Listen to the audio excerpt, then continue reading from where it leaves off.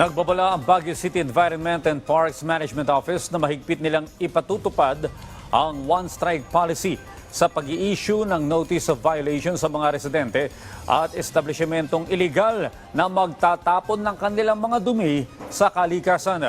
Ayon kay Baguio SEMPMO Department Head Attorney Renan Divas, pagmumultahin ng 5,000 piso bilang administrative penalty ang mga lalabag at kinakailangan magkaroon ng corrective measures sa loob ng 3 araw.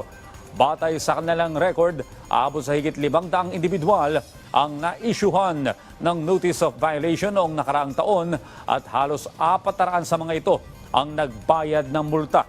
Kalimitan na nagiging paglabag ay ang pagtatapon ng liquid waste mula sa mga sewer lines at Poso Negro, pagsisiga ng basura at pagtatapon ng dumi ng hayop sa katubigan.